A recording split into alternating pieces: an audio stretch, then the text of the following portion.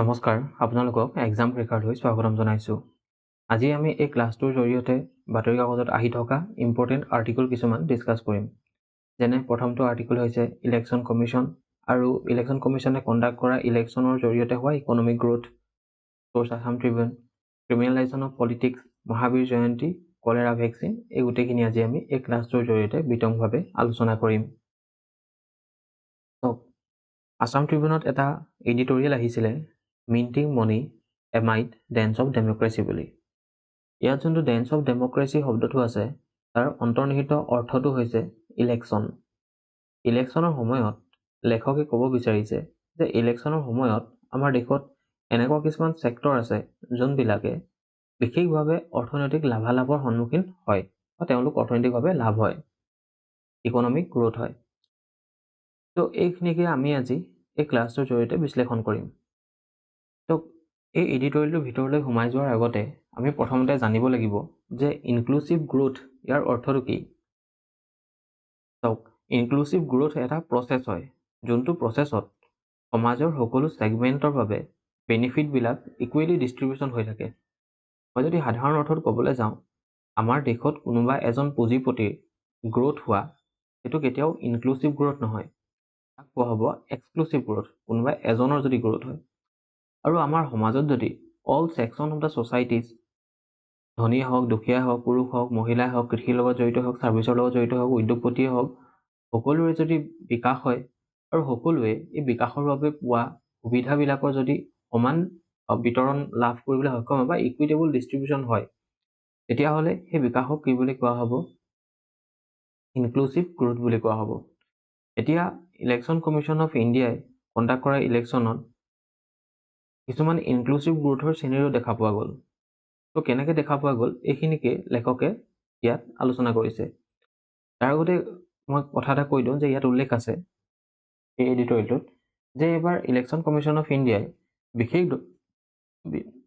বিশেষ ধৰণে এটা ছাষ্টেইনেবল প্ৰেক্টিছ কৰাকে ইকো ফ্ৰেণ্ডলি ইলেকশ্যন কৰিবলৈ তেওঁলোকে পদক্ষেপ লৈছে। তো কেনেকুৱা ধৰণে তেওঁলোকে ছাষ্টেইনেবল প্ৰেক্টিছ কৰিছে? যে ধৰক আগতে যোনবিলাক বেনাৰ্ছ, হোৰ্ডিং, কাটআউট এইবিলাক ইউজ কৰা হয়, সেইখিনি ছিংগল ইউজ প্লাষ্টিক দি ইউজ কৰা হয়। ছিংগল ইউজ প্লাষ্টিকৰ প্ৰব্লেমটো কি হয় যে সেইবিলাক মাটিত থাকি যায় আৰু সেইবিলাকে মাটিৰ প্ৰদূষণ কৰে, ছইল পলিউশ্যন কৰে।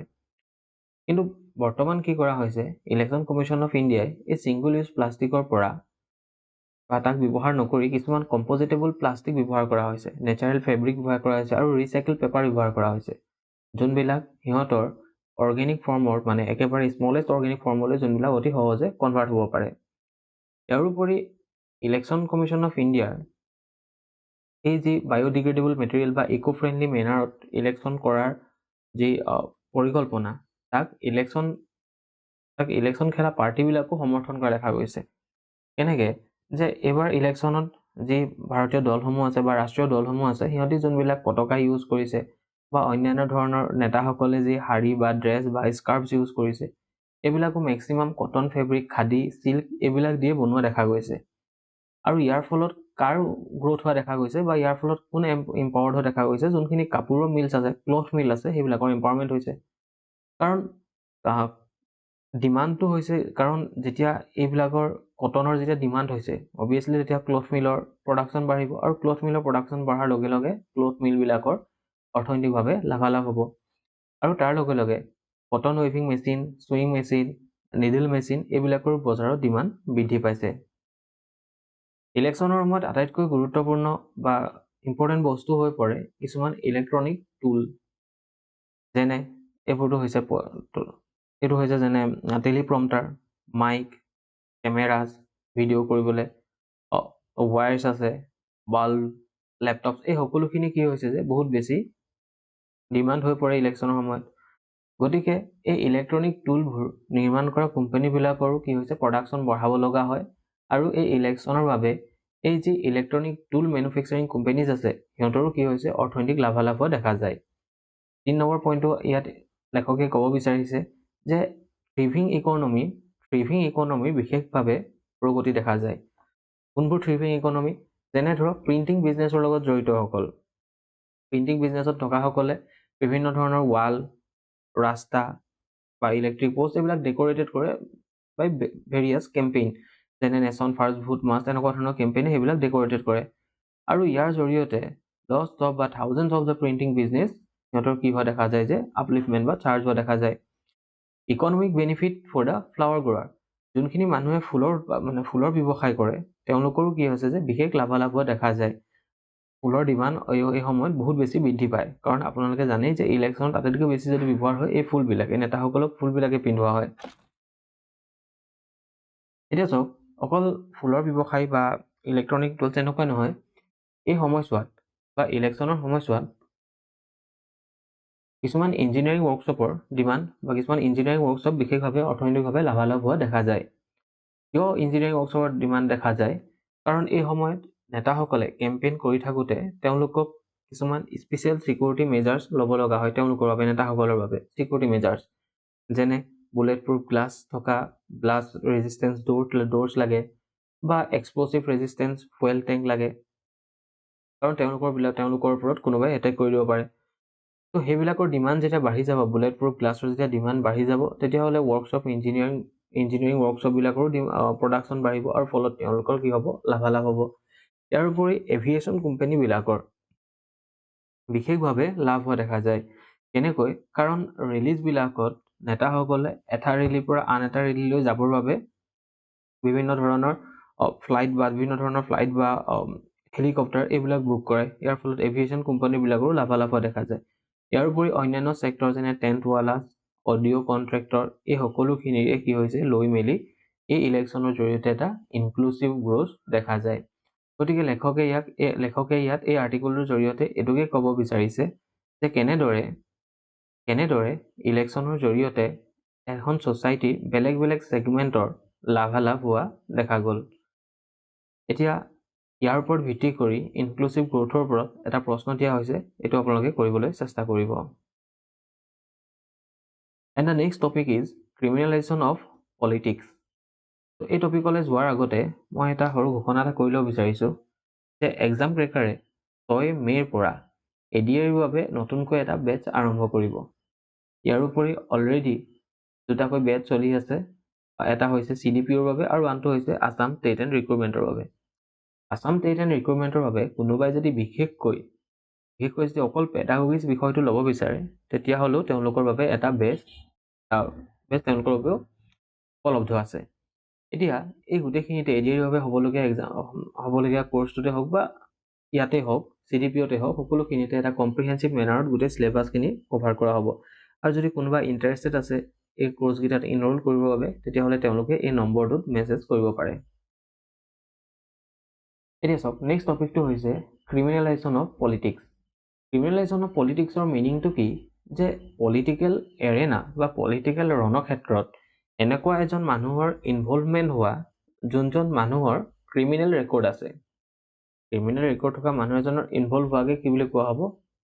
ক্ৰিমিনেলাইজেশ্যন অফ পলিটিক্স বুলি কোৱা হ'ব।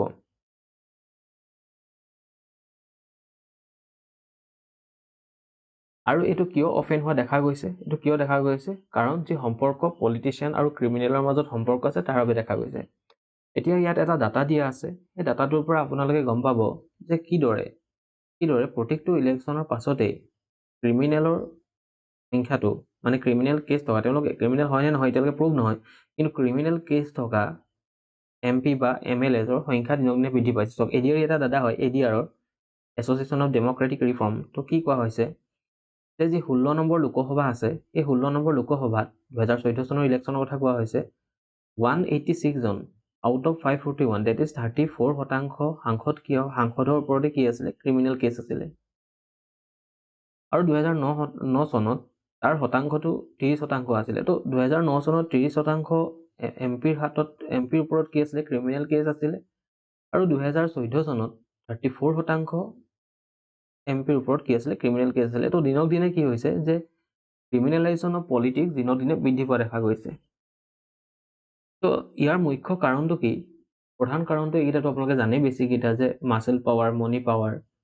তো মাচেল পাৱাৰ থকাৰ কাৰণে কি হয় যে উইনেবিলিটি চান্সেছটো, জয়ী হোৱাৰ চান্সেছ কোনো এজন পাৰ্টিৰ বহুত বেছি বাঢ়ি যায়। আৰু পলিটিকেল পাৰ্টিজবিলাকে সেইবাবে কি হয় যে এনেকুৱা ক্ৰিমিনেলবিলাকক ক্ৰিমিনেল ৰেকৰ্ড থকা কেণ্ডিডেটবিলাকক কি কৰে হায়াৰ কৰে যাতে তেওঁলোকে ইনফ্লুৱেঞ্চৰ জৰিয়তে এটা যাতে ভোট বেংক পোৱা যায় মানি পাৱাৰ তো মানি পাৱাৰৰ জৰিয়তে কি কৰা হয় যে এজন পলিটিচিয়ানক তেওঁ কেম্পেইন কৰিবৰ বাবে বা পলিটিকেল দলটোৱে ইলেকশ্যনৰ সময়তে হওক বা অন্যান্য কামতে হওক তেওঁলোককতো ফাণ্ডৰ প্ৰয়োজন হয় তো ক্ৰিমিনেল এজনে বিভিন্ন ধৰণৰ কিছুমান বেলেগ ধৰণৰ এক্টিভিটিৰ জৰিয়তে কি হয় যে পইচা উপাৰ্জন কৰে আৰু সেইবিলাক ইয়াত ইনভেষ্ট কৰে এই এমপিজ বা MLA ৰ লগত তেওঁলোকৰ ইলেকশ্যনত ইনভেষ্ট কৰে যাৰ জৰিয়তে কি হৈ যায় যে সেই দলটোৰ যোনখিনি ফাণ্ডৰ প্ৰয়োজন থাকে সেইটো দূৰ হৈ যায় আৰু ক্ৰিমিনেলজনো কি আছে যে পৰৱৰ্তী পৰ্যায়ত ফেভাৰ বা বেনিফিট পোৱা দেখা যায় ক্ৰিমিনেলাইজেশ্যন অফ পলিটিক্স বাঢ়াৰ অন্যতম কাৰণটো হৈছে loopholes in the functioning of the election machinery কেনেকুৱা ধৰণৰ লফল আমাৰ ভোটাৰসকলে বহুতে গমেই নাপায় যে যোনজন কেণ্ডিডেট তেওঁলোকৰ ঠাইৰ পৰা উঠিছে তেওঁৰ হিষ্ট্ৰীটো কেনেকুৱা ধৰণৰ তেওঁৰ কোৱালিফিকেশ্যন কি বা তেওঁৰ এগেইনষ্টত কি কেছেছ পেণ্ডিং আছে সেই বিষয়ে বহুত জ্ঞাত নহয় ইয়াৰ উপৰি ineffective judicial system and delayed justice যে সেই পলিটিচিয়ানবিলাকৰ এগেইনষ্টত বহু দীঘলীয়া সময় ধৰি কোৰ্টত কেছেছ পেণ্ডিং হৈ আছে গতিকে এইটোও নিশ্চিত নহয় যে তেওঁ ক্ৰিমিনেল হয় নে নহয় ভেষ্টেড ইণ্টাৰেষ্ট তো কি হয় যে বহুতো এনেকুৱা পলিটিচিয়ান আছে বহুতো এনেকুৱা মানুহ আছে যোনে কি হৈছে ইলেকশ্যনৰ সময়ত পলিটিচিয়ান যোনে ইলেকশ্যনৰ সময়ত ৰিলিজন বা কাষ্ট কাৰ্ডটো খেলে তো ৰিলিজন কাৰ্ড বা কাষ্ট কাৰ্ড এই দুটাই কি কৰে সেই মানুহজনৰ ওপৰত অন্য ধৰ্মৰ মানুহে কেছ কৰিব এতিয়া ৰিলিজনৰ যেতিয়া কাৰ্ড খেলিব অন্য ধৰ্মৰ মানুহেতো কেছ কৰিবই কৰাৰ লগে লগে তেওঁৰ এগেইনষ্টত কি আহি যাব এটা তেওঁ কি হৈছে যে ক্ৰিমিনেল হৈ পৰিব যেনে ধৰক ৰিচেণ্টলি UPত আপোনালোকে নিশ্চয় নিউজত পাইছে যে মুক্তাৰ আনচাৰী ডেথ হৈছিলে তো সেইটো কোৰ্টে ডিচাইড কৰিব যে তেওঁ ক্ৰিমিনেল হয় নহয় কিন্তু তেওঁ অলৰেডি জেলত আছিলে তো তেওঁ কি কৰিছিলে যে প্ৰায় ইলেকশ্যনৰ সময়ত এনেকুৱা কিছুমান ৰিলিজন কাৰ্ড খেলিবলৈ আৰম্ভ কৰিছিলে তো ইয়াৰ জৰিয়তে কি কৰা হয় যে আমাৰ জনসাধাৰণে বিশেষকৈ ভোট দিয়ে এটা নেৰ' মাইণ্ডছেট লৈ এটা নেৰ' প্ৰিজম লৈ তাৰ ওপৰত বেছ কৰি যে মানুহজন যদি আমাৰ ৰিলিজনৰ হয় তেতিয়াহ'লে আমি ভোট কৰিম সেইটো ৰিলিজনে ভোট কৰিব আৰু সেই হিচাপত এটা মানে ক্লিয়াৰ ভোট বেংক এটা পোৱা গৈছিলে আৰু সেইবাবে পলিটিকেল পাৰ্টিবিলাকে এনেকুৱা ৰিলিজিয়াছ আইডেণ্টিটি বা কাষ্টিজিমৰ কাৰ্ড খেলা মানুহক যাৰ পিছফালে অলৰেডি ক্ৰিমিনেল চাৰ্জ লাগি গৈছিলে তেনেকুৱা মানুহক কি হৈছে যে ইলেকশ্যন খেলিবৰ বাবে টিকেট দিছিলে পলিটিকেল ক্ৰিমিনেল নেক্সাছ এটা আছে কাৰণ ক্ৰিমিনেলবিলাকৰ যোনবিলাক ধৰক ড্ৰাগ কেটলাৰ আছে বা অৰ্গেনাইজ ক্ৰাইম চিণ্ডিকেট কৰা যোনখিনি ক্ৰিমিনেল আছে সিহঁতে পলিটিকেল পাৰ্টিবিলাকক হেল্প কৰে বা পলিটিচিয়ানবিলাকক হেল্প কৰে পলিটিচিয়ানবিলাকে তাৰ বিনিময়ত ক্ৰিমিনেলবিলাকক হেল্প কৰে বিভিন্ন ধৰণৰ মানে কেছৰ পৰা বচাই বা অন্যান্য ধৰণৰ হেল্প কৰে এতিয়া কেনেকুৱা ধৰণৰ ষ্টেপ লোৱা হৈছে ক্ৰিমিনেলাইজেশ্যন অফ পলিটিক্স তাক নাইকিয়া কৰিব তো সুপ্ৰিম কোৰ্টে কি কৰিছে চাওক association for democratic reform versus union of India 2002 এই কেছটোত সুপ্ৰিম কোৰ্টে কৈছে যে প্ৰত্যেকজন কেণ্ডিডেটে পাৰ্লিয়ামেণ্টৰে হওক বা ষ্টেট লেজিছলেচাৰে হওক প্ৰত্যেকজন কেণ্ডিডেটে নিজৰ যোনখিনি ক্ৰিমিনেল এণ্টিচিডেণ্টছ আছে বা যোনখিনি নিজৰ সম্পত্তি আছে এই সকলোখিনি ৰাজহুৱা কৰিব লাগে ইয়াৰ উপৰি সুপ্ৰিম কোৰ্টে ফাষ্ট ট্ৰেক ট্ৰায়েলৰ পৃষ্ঠপোষকতা কৰে 2014 চনত যাৰ জৰিয়তে কয় যে এবছৰৰ ভিতৰতে যদি কোনোবা MPs আৰু MLA কিবা ক্ৰিমিনেল কেছ আছে তাক গোচৰ চলোৱা হ'ব public interest foundation versus union of India 2019 ইয়াত কি কোৱা হয় সুপ্ৰিম কোৰ্টে পলিটিকেল পাৰ্টিবিলাকক অৰ্ডাৰ দিয়ে যে তেওঁলোকে যিমানবিলাক কেণ্ডিডেট আছে তেওঁলোকৰ ক্ৰিমিনেল ৰেকৰ্ডবিলাক নিজৰ ৱেবছাইটত বা ছ'চিয়েল মিডিয়া হেণ্ডেলত বা নিউজ পেপাৰত পাব্লিছ কৰিব লাগে তো এইখিনি ষ্টেপ সুপ্ৰিম কোৰ্টৰ পৰা লোৱা হৈছিলে ইয়াৰ উপৰি ইলেকশ্যন কমিশ্যন অফ ইণ্ডিয়াৰ অন্যান্য ধৰণৰ পদক্ষেপ লৈছে যেনে বুথ কেপচাৰিং মানে কি ধৰক যদি কোনোবা এটা পলিং ষ্টেচনত কোনোবা এজনে গৈ মেলি কোনোবা ব্যক্তিক বা কোনোবা এজন ব্যক্তিয়ে ধৰক নিজৰ ভেষ্টেড ইণ্টাৰেষ্ট লৈ মেলি ভোট দিবলৈ বাধা দিয়ে বা অন্যান্য ধৰণৰ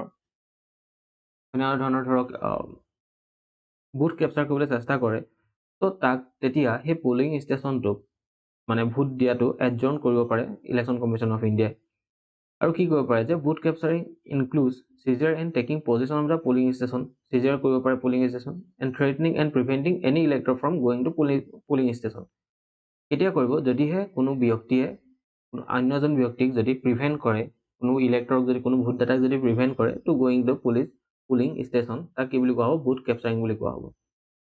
প্ৰহিবিশ্যন অফ আৰ্ট, যদি কোনো ব্যক্তিয়ে পুলিং ষ্টেচনলৈ আৰ্ম লৈ মেলি যায় তেতিয়াহ'লে তাক কি বুলি মনা হ'ব? কগনিজিবল অফেন্স হিচাপে মনা হ'ব। Model Code of Conduct is implemented by the Election Commission from time to time by using its constitutional power under Article 324. এইটো আমি বিতংভাৱে পিছত ভালকৈ আলোচনা কৰিম। তো ইলেকশ্যন কমিশ্যন অফ ইণ্ডিয়াই এইখিনি booth capturing, prohibition of art, model code of conduct এইখিনি ধৰণৰ ষ্টেপ লৈছে যাতে ক্ৰিমিনেলাইজেশ্যন অফ পলিটিক্স পাৰ্টিলি কৰিব পৰা যায় বা কম কৰিব পৰা যায়। আৰু ইয়াৰ ওপৰতে ভিত্তি কৰি এটা প্ৰিলিমছ পাৰ্সপেক্টিভ কুৱেশ্যন দিয়া হৈছে, কাইণ্ডলি আপোনালোকে কৰিবলৈ চেষ্টা কৰিব। The next topic is Mahavir Jayanti. এবাৰ মহাবীৰ জয়ন্তী পতা হ'ল April 21st। Again it is not important কেতিয়া পতা হ'ল, ইম্পৰ্টেণ্ট কি যে মহাবীৰ জয়ন্তীৰ লাইফৰ ওপৰত। Mahavir Jayanti is related two জৈনিজিম, আৰু ইয়াক কি বুলি কোৱা হয়? উৎসৱক মহাবীৰ জন্ম কল্যাণক বুলি কোৱা হয়, কাৰণ it is celebrated in the birth anniversary of lord Mahavira, the 24th and the last tirthankara of Jainism. Historical বেকগ্ৰাউণ্ডটো কি? বাৰ্থ কেতিয়া হৈছিল? He was born as Vardhaman into the royal family. Vardhaman হিচাপে তেওঁ বৰ্ধমান বুলি নাম পাইছিলে। টু দ্য কিং সিদ্ধাৰ্থ, তেওঁৰ দেউতাকৰ নাম আছিলে সিদ্ধাৰ্থ আৰু মাকৰ নাম আছিলে ত্ৰিশালা। 6th century BC তেওঁ জন্ম হৈছিলে ইন কুণ্ডাগ্ৰাম, মডাৰ্ণ ডে বিহাৰ।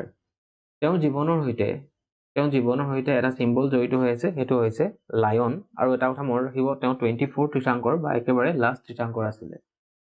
তেওঁ কোৰ টিচিংবিলাক কি আছিলে, যোনবিলাক পিছত ফাণ্ডামেণ্টেল প্ৰিন্সিপাল হয় জৈনিজমৰ, যেনে অহিংসা, দেট ইজ নন ভাইলেন্স, সত্য, ট্ৰুথ, অস্তেয়, নন ষ্টেলিং, ব্ৰহ্মচাৰ্য এণ্ড অপৰিগ্ৰহ, এইখিনি কি আছিলে যে কোৰ টিচিং আছিলে জৈনিজমৰ। তো এটা কুৱেশ্যন ৰখা হৈছে যে দ্য কনচেপ্ট অফ অনুভাৰ্তা ৱাজ এডভকেটেড বাই, এইটো আপোনালোকে কৰিবলৈ চেষ্টা কৰিব। And the next news is about Evucol S.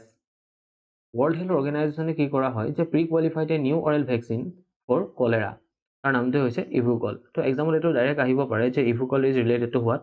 Cholera disease. তো এনেকুৱা নহয় যে কলেৰাৰ বাবে আগতে কোনো ভেকচিন নাছিলে, কলেৰাৰ বাবে আগতেও ভেকচিন আছে, কিন্তু কোৱা হয় যে এইটো বহুত বেছি এফেক্টিভ মেনাৰত কাম কৰিব। ইভুকল আছে, ইভুকল প্লাছ। তো কলেৰা কি হয়? কলেৰা হয় প্ৰথমটো হৈছে এটা বেক্টেৰিয়েল ডিজিজ হয়। কাৰ বাবে হয়? বেক্টেৰিয়াম ভাইব্ৰিঅ কলেৰিৰ বাবে হয়। আৰু ইয়াৰ চিমটমটো কি হয়? এক্সট্ৰিম ডায়েৰিয়া হয় আৰু ভমিটিং, লেগ ক্ৰেম্পছ এইখিনি দেখা পোৱা যায়। তো ইভুকলৰ ওপৰত বেছ কৰি এইটো প্ৰিলিমছ পাৰ্সপেক্টিভ কুৱেশ্যন দিয়া হৈছে, আপোনালোকে কৰিবলৈ চেষ্টা কৰিব। ধন্যবাদ। আজি পিডিএফটো, এই ক্লাছৰ পিডিএফটো আপোনালোকে এক্সাম ক্ৰেকাৰ্ছৰ যোনটো টেলিগ্ৰাম চেনেল আছে, যোনটো ডেছক্ৰিপশ্যনত থাকিব, তাত আপোনালোকে গৈ মেলি জইন হ'ব পাৰে। ধন্যবাদ।